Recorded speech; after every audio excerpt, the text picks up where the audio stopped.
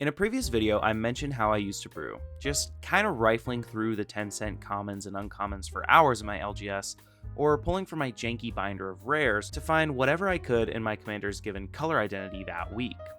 When I started earning an allowance from my parents, or I got money on my birthday, I would order singles online, but 99% of everything I ordered were just cool cards that I found on Gatherer by searching for random phrases that I thought would be good. I never paid attention to the specific details of any finished deck, just wanted to put as much awesome stuff in as I could. I didn't count my ramp, my curve, my average mana value, and my rule was to run 33 lands because I figured 1/3 of my deck being lands was plenty. It's not, by the way, please don't run 33 lands in your deck. Although I haven't focused on becoming the greatest, most competitive deck builder of all time, I've learned a lot since I was a kid. And I was recently inspired to make this video because I heard someone in a random pod say something to the effect of, "Do you guys build your own decks or do you buy precons? Because I don't think I could ever understand how to build a deck from scratch." I'm paraphrasing, of course, but you get the idea. If you only like precons or you're generally uninterested in building your own deck, that is totally fine. But to avoid it because it sounds too hard is downright heartbreaking. As I've introduced my friends to this amazing game over the years, I've come to realize that my deck building habits aren't always intuitive, but I promise it's not hard. It just requires a little attention to things you might not normally think about. This video is specifically about the nuanced practice of analyzing your mana curve and why that's important. I realize making a whole video about one discrete facet of deck building might be counterpoint to the idea that it's something anyone can pick up, but I promise anyone can. Think of this as more of a fast track to understanding what it took me years to learn on my own.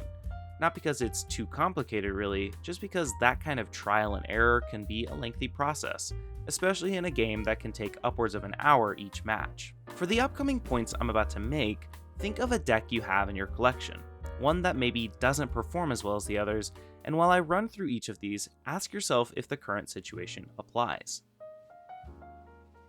Before we get into it, one thing I think people confuse mana curve with is your deck's average mana value. These two are distinctly different, though I feel like I've heard the phrase curve used interchangeably from time to time. I'm sure you'll even hear me slip occasionally. Your deck's average mana value is exactly what it sounds like. It's just the average cost of all your non-land cards. This can be a useful stat when thinking about replacing cards in your deck for new ones, shifting the value ever so slightly in one direction, but down is usually better. A good average falls somewhere around 3, but it can vary depending on your strategy. Dragon decks are generally going to run much higher averages, while Krenko is going to be much lower. We're not here to talk about the average mana value though, we're here to talk curve. So what is curve exactly? Your mana curve is a calculation you make in the deck building stage on how likely you are to spend all your available mana each turn. Though in practice it's usually not that technical. Just think of it as a plan for how your first turns will play out in an ideal situation. If you want to maximize your mana efficiency and gain an early lead, it's a good idea to spend all your mana on your first turns to get a leg up on those who don't. And this generally means playing a 1-drop on turn 1, 2-drop on turn 2, etc. Mana curve is a key tool for limited formats to eke out that competitive advantage, but in constructed formats like Commander, we can actually expand this method to be a part of the game plan, incorporating the perfect 1, 2, 3, and maybe 4 drops to set up a launch pad of sorts for our strategy. I usually look no further than 4 turns when thinking about curves, since anything after that is less predictable and that should be plenty of time to get things started, but thinking about higher cost stuff is still useful from a curve perspective. For example, I'm much more likely to run Genesis Storm in a Tana Ikrashidiki Voltron deck than I am in a Surik and Goreclaw Stompy deck because it slots perfectly on turn 6 instead of playing it on a clunky turn 7 and having one random mana open. Okay, that sounds terrible, but I think you get the point. The most common way people think about curve in EDH is how soon they can get their commander out reliably. If you have a commander that costs 4, for example, and your strategy relies on getting them out as soon as possible, it's always the best idea to do your ramping on turn 2 or sooner, so you untap, play a land, and cast your commander on turn 3. This, whether intentional or not, is considering your curve when you're building your deck. If your commander costs 5 or more, it's usually a good idea to consider running ramp tools that cost 3 mana but serve multiple purposes. Cards like Laser Screwdriver, Sonic Screwdriver, or Staff of Completion and other various artifacts give you way more utility in later stages of the game. This is also where your cultivates, claim jumpers, and other similar 3-drops live. This is a chart that I made using a hypergeometric calculator, which is just a tool that lets you see how likely you are to draw cards, given how many types of those cards there are in your deck. The percentage of finding ramp on curve increases nearly 10% if you run 10 copies of ramp as opposed to 8 copies. That number jumps up another 20% if you use a free mulligan to find it. Though I don't always advise doing this, sometimes it's worth it to instead run enough ramp so that you can use your free mulligan to dig for something more valuable, but I digress. You may have noticed the likelihood of finding your ramp on curve increases slightly depending on how much your commander costs. This is because when your commander costs 5, you have 1 extra turn to draw those 3 mana ramp tools that I mentioned before instead of just the 2-drops. In a weird backwards way, this means you can actually run a lower density of ramp in higher costed commanders, since you ultimately draw more cards to try finding them. Just remember, if you're using that concept, you want to make sure to include ramp that gives you more value than other low costed ramp. I definitely still recommend starting at 10, then adjusting up or down based on how important you feel it is to get your commander out in the early game. In Eve's Merkle deck, for example, there's a decent suite of ramp to make sure he comes out before turn 7, since the deck kinda relies on him to gain the most value. Feel free to take a screenshot of this for reference when you build decks in the future. So if you think about your deck real quick, or you think about a commander you want to build, how much do they cost? How much ramp are you running? And how does your ramp fit into your mana curve? Feel free to pause the video and really give it an honest thought.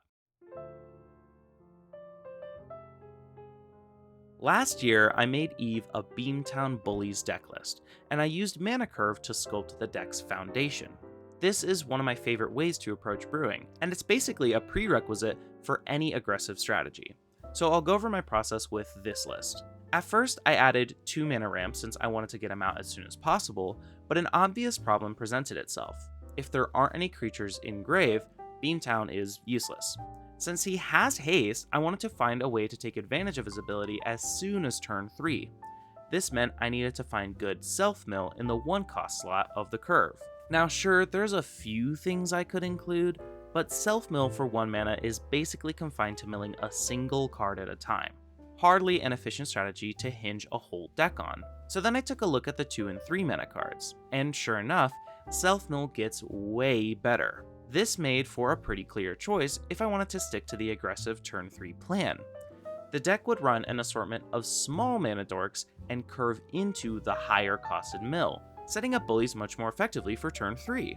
If I didn't sit down and think about the curve, I likely would have kept the 2 mana ramp alongside the good self-mill stuff too, but in practice that would play kinda clunky, usually ending up in bullies coming out on turn 4 anyways, and leaving you questioning why you're playing the rock in the first place. Using Mana Curve to build a new list can be super fun and get your brain juices flowing, but you can also use Curve to make cuts to your pre-existing decks. One simple exercise is to just take a look at the cards in your deck that have the same mana value as your commander and ask yourself, could I see myself playing this instead of my commander in certain situations? Is this meant to be played on a later turn, or does this function without my commander in play? If your answer is no to all counts, there's a good chance you should cut those cards. Of course, this doesn't apply if your commander is meant to be played on a later turn, so just use your discretion. You know your deck better than I do. It's important to note that all of this, everything you just heard about Mana Curve, is a system for optimizing your deck. This is a great way to have a more consistent early setup period in your games, but if you take this concept too far, you might just push your deck into bracket 4 territory. Just remember that when you're including cards in your deck and coming up with the perfect starting turns, that you include cards that are well intentioned at the power levels that you intend to play at.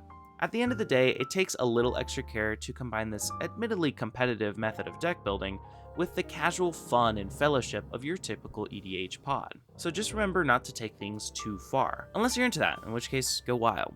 If you're interested in a video about tuning down the bracket level of your deck, let me know in the comments, and I'll be happy to make something along those lines in the future. Congrats to Epic Mouse and Typhlo for Life for winning the Pinfinity giveaway, and thanks to everyone else who participated. If you want to get your hands on some awesome MTG pins, be sure to check out our affiliate link in the description and use code CJ at checkout for 20% off. Now for the moment we've all been waiting for. Last month, Stragety and I challenged each other to make janky decks with janky themes. His deck was an Is It Landfall list using a Pillow Fort strategy in tandem with Land Sluggers to whittle opponents down for the win, while mine was a mono blue -1/-1 counter list that took advantage of the Ozolith to move -1 counters from our creatures to our opponent's board. Some real bracket 1 stuff here. We asked you guys to leave a like on whatever deck you thought was better, and the results are in. My deck got a total of 43 likes. Y'all really showed up for me here, so big thanks to all of you. And Stragety's list got 45 likes. Yep, that's right. Stragety has bested me in the arena of jank. In all fairness, it's definitely a better deck, as you can see by where I cast my vote. Thanks for participating, and if you guys want to see more content like that or this video, be sure to let me know in the comments below. And while you're down there, you might as well drop a like and subscribe if you haven't already. Thanks y'all, I'll see you next time.